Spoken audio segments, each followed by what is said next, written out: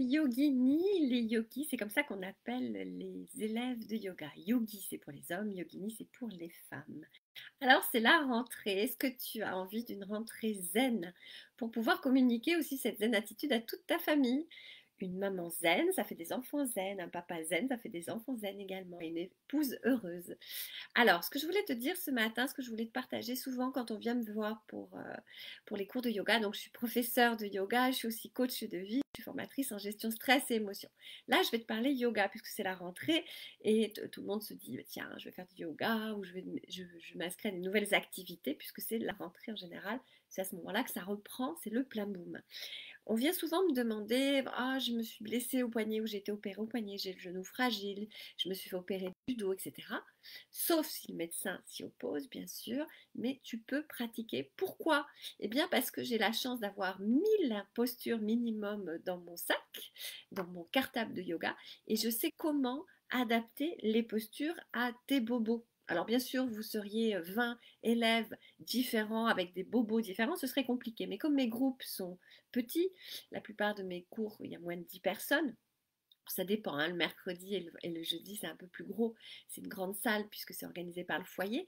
Mais sinon, les autres cours, ce sont des petits groupes et ça me permet vraiment d'être à l'affût, vraiment au millimètre près pour vous préparer des postures et des enchaînements qui vous conviennent à tous. Mercredi dernier, on a fait une démonstration. Un monsieur a voulu regarder le cours. J'ai dit non, non, vous faites le cours avec nous. Il me dit ouais, mais je me suis opéré du dos, etc. Il y a moins de 3 mois. Je dis bon, il me dit ce que c'est comme opération. Je dis ok, on fait un yoga sur chaise. Donc lui, il a fait le yoga assis sur la chaise et j'ai adapté ses postures. Voilà. Donc il y a moyen. Poignet fragile vendredi pour une élève, je lui ai montré comment faire les postures pour ne pas prendre appui sur le poignet.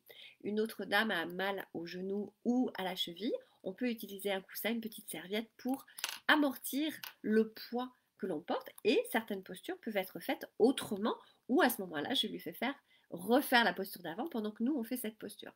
Donc oui, on peut faire du yoga même blessé à partir du moment où le médecin est d'accord et à partir du moment où vous m'avez prévenu pour que je vous prépare votre enchaînement. Voilà. Je te souhaite une belle semaine. Les cours de yoga, c'est mardi midi chez moi et en visio. Donc chez moi à côté de Naïou, mardi soir à 18h30 qu'en visio, ça y est, ça reprend cette semaine. Mercredi soir et jeudi soir, c'est au foyer de Coronsac et de la Croix-Falgarde, dans leur salle des fêtes immense.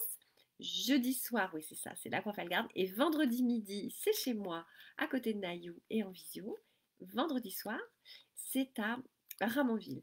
Le vendredi midi, c'est à chez moi pour quelques temps et après ce sera à Gardouche dans la nouvelle minoterie puisque j'ai réservé la salle multi-activité qui est en haut, une salle où on sera une petite dizaine à peine pour pouvoir yogater ensemble.